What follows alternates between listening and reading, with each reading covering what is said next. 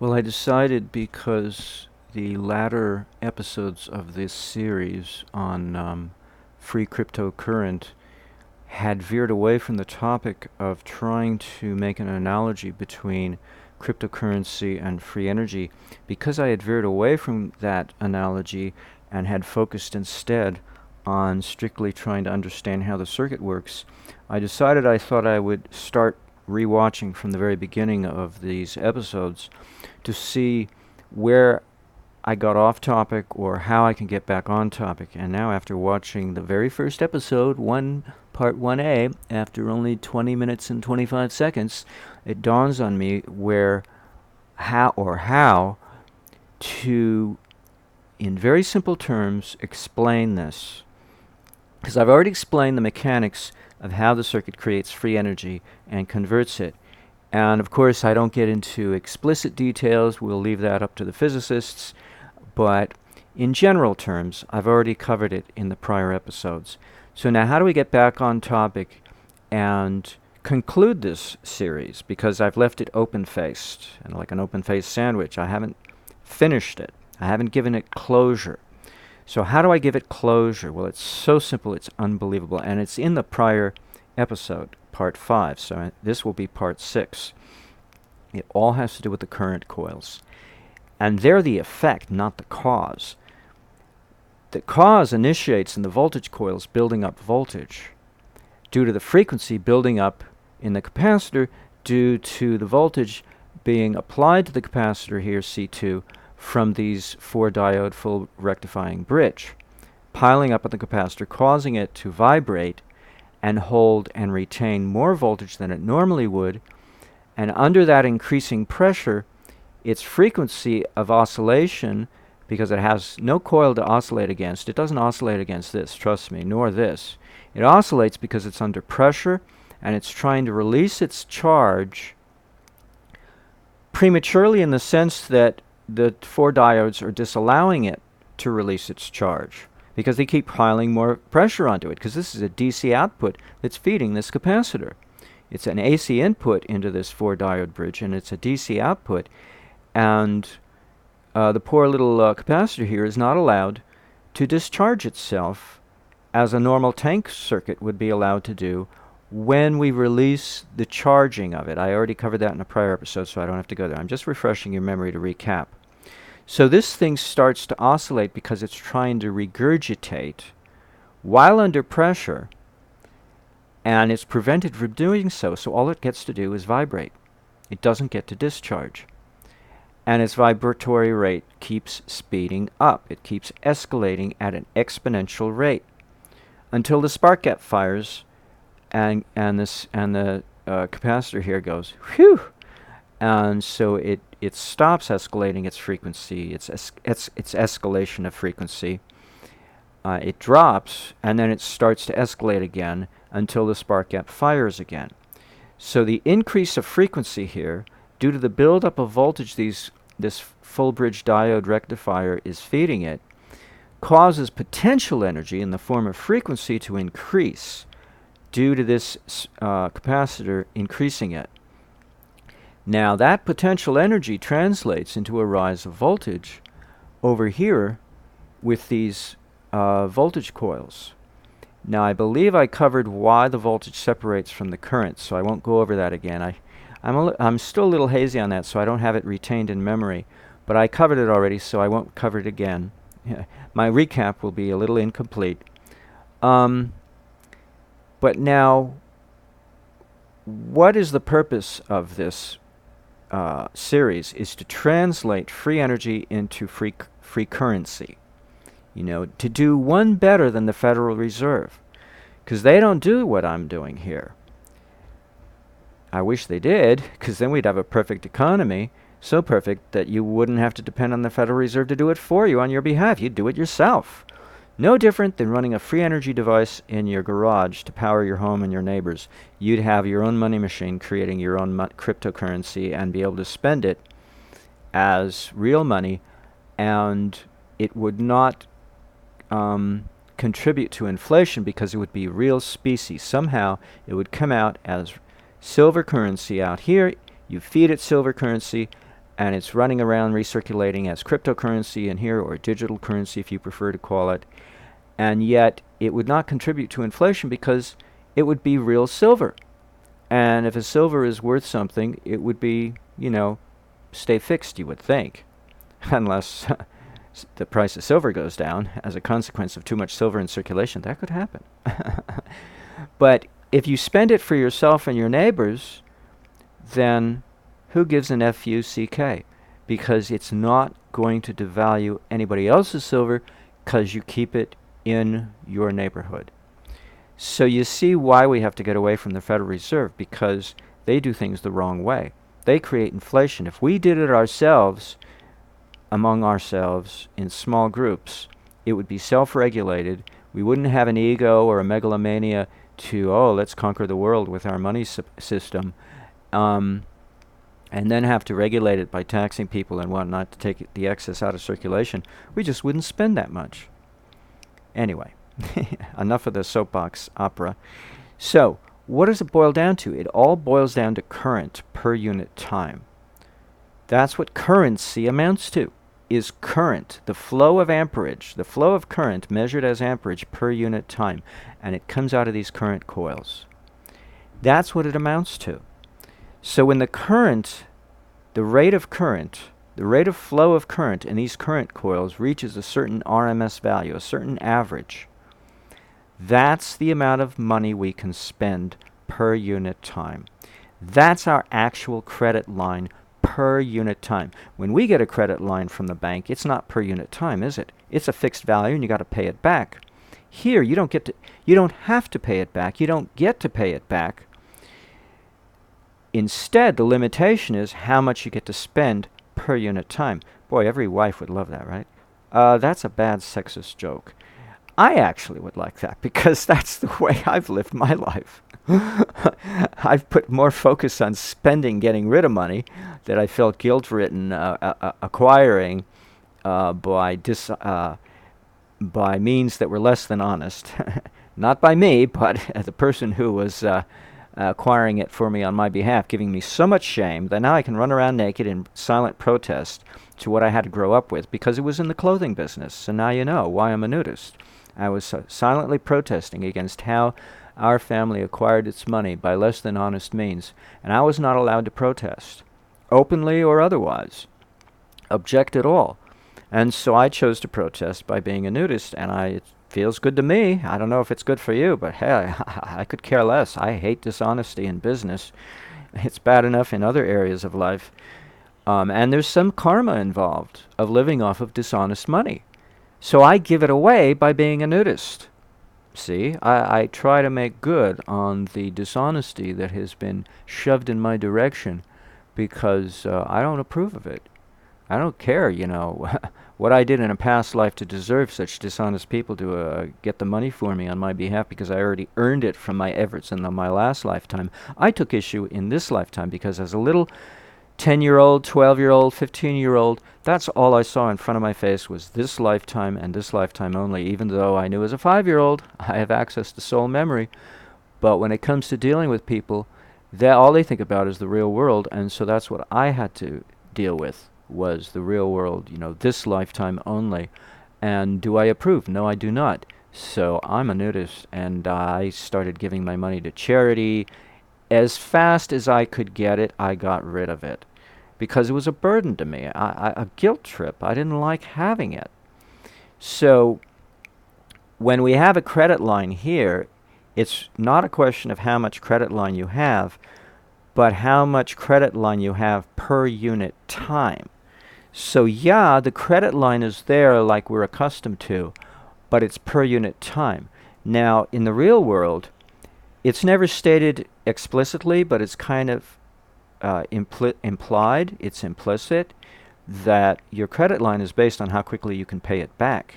Here, you don't have to pay it back. You're not required to, and you're not allowed to. You're simply required to spend it no quicker than it revives or regenerates, maybe is the better word, regenerates itself per unit time. That's how it works. And that's how this monetary system works. Now, how you would create that monetary system is beyond me. But the point of this series of videos was not to try to figure out how to make it happen in the real world. That comes later, if at all. The point was simply do the exercise of translation. And that's what it means in my little virtual world of my little Vinny's cryptocurrency world of manufacturing my own specie coming out of my own fiat currency fed by specie. How does it work? Well, it basically works in how much current per unit time can I amass to keep circulating in my little perpetual motion holder here over here. So when Aaron Murakami says, okay, now how can we figure out how to get something useful out of a perpetual motion holder? Well, some people have already figured that out. But here I'm trying to translate it into currency, a monetary system. How can it be useful? Well, that's how we apply the perpetual motion holder to a system of currency, an economic system, a microcurrency. Let's keep it that way, a microcurrency that you share with your neighbors and leave it at that. Because that's how you would use free energy anyway, a little cottage industry. That's the way it's going to be in the future. It's not going to be institutionalized with a big, huge electric grid. You feed it back into the grid. Why would you want to do that? Keep it to yourself. Let somebody else make their own, for their own neighbors and their own self. If they care to, study the matter. Hey, I'm giving the knowledge away for free. It's the only way to deal with it. So for a reason, it's the future is all about taking responsibility for yourself. Hello. Not depending on other people except for the knowledge. But when it comes time to take action, that's up to you to decide what you want to do with your life. So, and that's was my attitude as a child. So I haven't changed, have I? So it's per unit time you build up a current, which means it's temporary. If this sine wave generator should be shut off, as little puny nanowatts it's pumping into the system, doesn't matter. You shut it off, the whole thing goes dead. So this is not a perpetual motion machine. It is a money manufacturing machine. It's a money tree, but you got to keep shaking it at 20,000 cycles per second with tiny, tiny, little bitty, itty witty nanoamps of movement. Do you shake this tree? But you got to have somebody the size of 3 volts, you know? Maybe not a giant. 3 volts is not exactly a giant, but not exactly a flea either. Somewhere in between the two extremes of being a flea size shaker, you know, whose job is to shake the money tree, versus a jolly green giant. No, somewhere in between those two extremes. You shake the tree at 20,000 times a second, and out comes your money falling down to the ground. And if you have to catch it, it's like the manna story in the Exodus, the Old Testament, the Bible. They were told to use it that day, and not use anything left over from the day before, because it would go rotten or something. So it's the same thing. You have to spend it immediately. It's more immediate than that. You have to spend this immediately per unit time. From one moment to the next, you can only use what's available in that moment. You can't use the prior moment energy because you're not going to store it. You see me storing it anywhere here? Maybe over here in the transformer. Maybe over here for a resistive load, but it's still per unit time. That's simply translation for the purposes of our appliance. But when it comes right down to it, you shut down the sine wave generator. How long do you think this energy is going to last over here on this side? It'll be like a light bulb. You know, the light bulb, the tungsten filament heats up, right? And so that stores energy. Now you flick off the switch, and it takes a while for the tungsten to cool down, and for the light also to cool down and diminish until finally the light bulb is out. As far as you're concerned, there's no light in the room anymore. It takes a little while. It took you only an instant to flick the switch off, but it took a little bit of time for the light bulb to cool down and stop emitting light. So sure, it's going to retain a certain amount of energy over here for a certain length of time, but over here, it's going to go out pretty quickly. The spark gap needs, everything is very finely tuned over here, so it's going to go out pretty fast. So this is per unit time, per moment of time. You have to keep this thing running at all times in order to spend it anytime you wish to. Of course, if you don't want to spend it, you could turn it off and give it a rest. But if you want to spend it, there's a warm-up time. You've probably seen where would that be located? I have snapshots of it warming up, because it does take time to warm up. Let's see, what would this be? Yeah, so we have a warm-up time here, and then once it warms up, the only warm-up is the fact that we collapsed it because the spark gap fired, causing it to collapse in both directions, the peak and the trough. Well, both directions. We don't see this, but this is a compression of AC waves here that rise in both directions and then fall down to the midline. But there's still a little bit there. You see it? It's still there. We can increase the size of this. See? It's still there. There's still some width there because it's growing all the time, even when the spark gap... well, no, that's not true. But immediately after the spark gap fires, it's not allowed to collapse all the way because of the frequency. In all likelihood, I'm guessing here, the frequency of the circuit picks up so quickly that we don't even have a zero here. It actually falls down to something greater than zero, and I've seen that happen when I've zoomed in. It falls down to, I believe it's femto values, so something less than pico it falls down to. It might be more than that, though, in this instance, or whatever, because this is really huge. If you remember what we saw over here, this is mega units of voltage. In any case, and then it's immediately rising again. But so here we could call this another warm-up in a sense, but it's already had its pre-warm-up for this duration all along this. So this looks like it's slightly more than 30 milliseconds of warm-up time that we don't have to repeat again as the circuit's running. All we have to repeat is from this point forward, or even less than that actually, around here, around 35, from 35 milliseconds all the way to maybe 45, so about 10 milliseconds. In fact, we could divide this. This is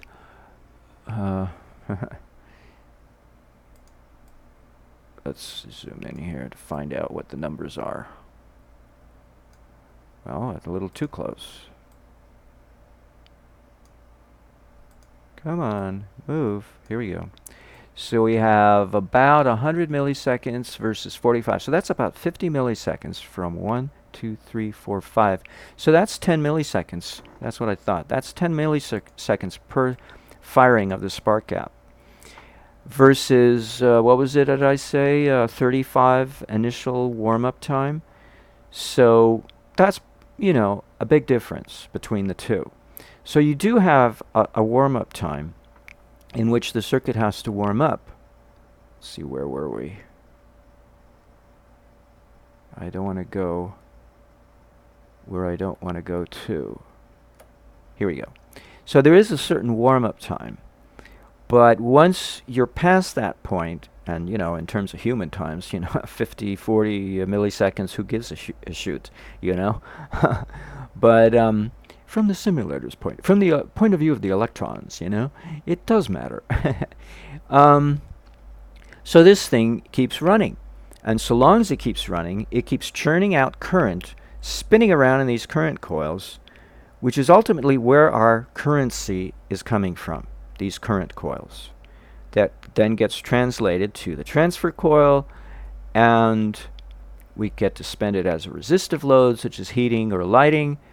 And then the voltage coming from the voltage coils, we get to pass through this transformer to rotate a DC inductive load, or maybe translate through a sine wave inverter. So there you have it. It's really these, well, it's both. Yeah, that's true. It would be. Yeah, that's right. Depending on what kind of load you're going to carry.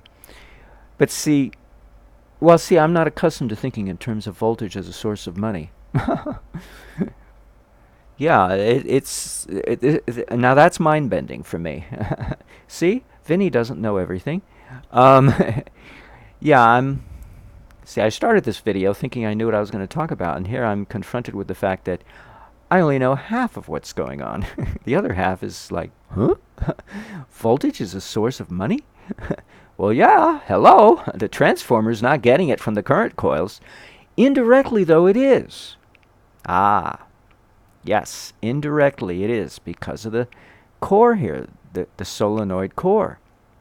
It's transferring the current, zipping around in these current coils via the magnetic linkage with the voltage coils. And then they take it and transfer it to the transformer, which can then power a inductive load, such as a DC motor.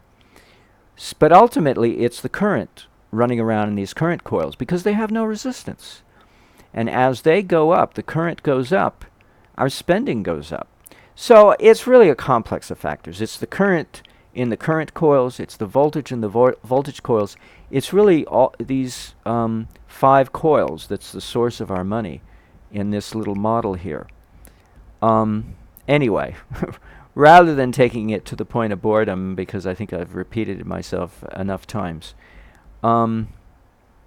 So the model works in terms of at least a virtual reality of some kind of crypto economic system, some microeconomic system that you conduct among yourself and your neighbors. How you translate digital currency into silver specie is beyond me. That's a topic for another discussion. Like call it Star Trek. The fabricator. You make a meal out of energy, and you order a ham sandwich. And yet it's the same energy that runs the craft and propelling it through space. So, it's like, okay, that's a little beyond the point and purpose of these little video segments. But you get the idea. At least I tried to make the conversion as best I could and explain it as best I could and understand it as best I could. And that's about as best as I can do. But it's a cool concept to even as a mental exercise. Hey, didn't Einstein do mental exercises? I can do it too. Didn't Tesla do mental exercises? Except we call it something different. We call it a simulator for a brain. But be that as it may, these exercises are necessary because we got to stick our feet in the mud and ground ourselves. We can't go, I don't know what's going on here. What is this? What does this all mean? What is it? What's the point of this? Why would you want to do this? That's what they did in my math class in algebra in high school. What's it good for? What's the math good for? And so the teacher would take time out from sometimes the whole period, barking at us, because he was fed up with us complaining. He ended up giving himself a stroke or a heart attack. It's unbelievable the stress the poor man went through. He was such a kind guy, but he really couldn't stand all the griping. What's it good for? What's all this math good for? Well, you get somebody, in China or wherever, the microcap software engineers are, because I believe they're somewhere in Asia. Maybe it's Korea or Taiwan. You get them to do all the math and put it together. And based on the Berkeley SPICE model coming out of UC Berkeley in the San Francisco Bay Area, and then I don't have to deal with it. I just try to figure out what's it good for. No, not what's it good for, but how do I make sense out of it now that they've made something that I can put to some good use. Obviously not what the physicists and electrical engineers expected or hoped anybody would put a $5,000 simulator to use to, what used to put it to. But be that as it may, I always like to use things in unconventional ways, the language or whatever, to see what I can get out of it, you know? Why use it the same way everybody else does? That's boring. Might as well see if I can get some other use out of a tool that was intended for some other use. Anywho, enough said. So I hope you got a nice inkling of what's possible in terms of understanding free energy in terms of a free economy. Not to say that we could actually manifest it, but such an economy. But if it's based on free energy alone, then no translation is necessary. All we have to do is stop griping and start using it. Uh, so now where do I turn this off? I got so many windows here. Ah, here it is. A little confusing, all this computer technology.